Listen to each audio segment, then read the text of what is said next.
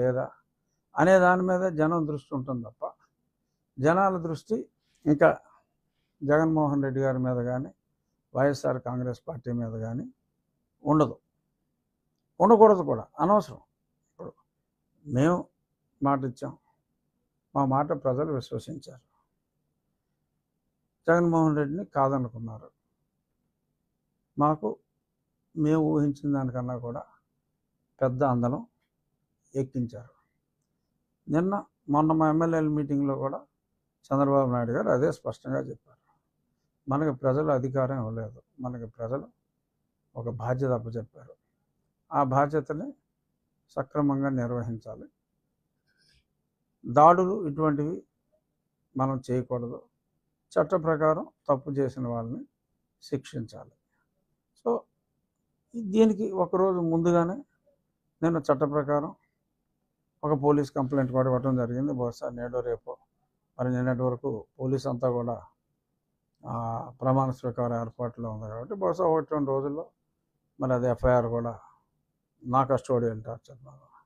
ఎందుకంటే ఇన్ని తన్నులు తిని మిలిటరీ హాస్పిటల్ రిపోర్ట్లు ఇంత క్లియర్గా ఉండి కస్టోడియల్ టార్చర్ జరిగింది అన్న నాకే నేను న్యాయం చేసుకోలేకపోతే ఇంకా కామన్ మ్యాన్కి ఇంకా న్యాయం జరుగుతుంది అన్న దాని మీద నమ్మకం పోయి ప్రమాదం ఉంటుంది. కాబట్టి నేను నా నిర్ణయం నేను తీసుకుని, చాలామంది అనుకుంటున్నారు దీని వెనక ఇంకెవరో ఉన్నారు, పార్టీ పెద్దలు ఉన్నారని. నేను ఎవరితోటి మాట్లాడాల. Law should take its own course of action అనే ఉద్దేశంలో నేను ఆ కంప్లైంట్ని ఇవ్వటం జరిగింది. డెఫినెట్గా ఇక్కడ న్యాయం జరిగితే ప్రజలకు కూడా వాళ్ళకి జరిగిన అన్యాయాల మీద చట్ట ప్రకారం న్యాయం జరుగుతుంది అనే ఒక నమ్మకం వస్తుంది అనేది నా విశ్వాసం. చూద్దాం మరి నా విశ్వాసం ఏమవుతుంది అనేది తెలుస్తుంది.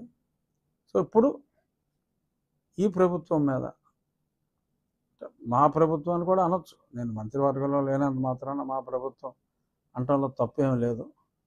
మా ప్రభుత్వం మీద ఇప్పుడు ప్రజలు ఎంతో విశ్వాసం, అతి విశ్వాసం అని కూడా చెప్పచ్చు, అంత విశ్వాసం ఉంది. కాబట్టి ముఖ్యమంత్రి గారు చెప్పినట్టు అత్యంత బాధ్యతాయుతంగా ఉండాలి. డెఫినెట్గా ఉండకపోతే ఇక్కడ ఏ నాయకుడిది కాదు గొప్ప, ప్రజలే గొప్ప అని ప్రూవ్ చేశారు. అప్పుడు అతనికి 151 ఇచ్చారు, ఇప్పుడు ఇక్కడ 164 ఇచ్చారు. ఇచ్చింది ఎవరు?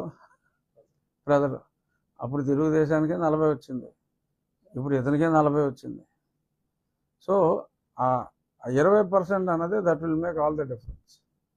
ఆ 20% అన్నది 57% వచ్చింది. 40 పెద్ద పార్టీలకి నార్మల్గా స్టాండర్డ్గా ఉంటారు.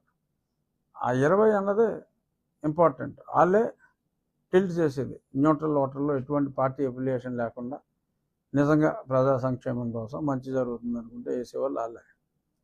సో వాళ్ళ మనసు నొచ్చుకోకుండా మా ప్రభుత్వం ముందుకెళ్తుంది. అందులో ఎటువంటి అపనమ్మకం ఎవరో పెట్టుకోవాల్సిన పని లేదు. అందరూ ఒళ్ళు దగ్గర పెట్టుకుని పనిచేయాలని చెప్పి ముఖ్యమంత్రి గారు చెప్పారు. సో ఆ రకంగానే తెలుగుదేశం పార్టీ వాళ్ళైనా ఎవరైనా ప్రజాస్వామ్యంలో ఎవరైనా ఒళ్ళు దగ్గర పెట్టుకోకపోతే ఏమవుతుంది రిజల్ట్ అన్నదే ప్రత్యక్షంగా మళ్ళీ నిన్నగా మనం చూసాం. కాబట్టి దాని ప్రకారం ఉంటుందని నేను అనుకుంటున్నా. చూద్దాం. ఇంకా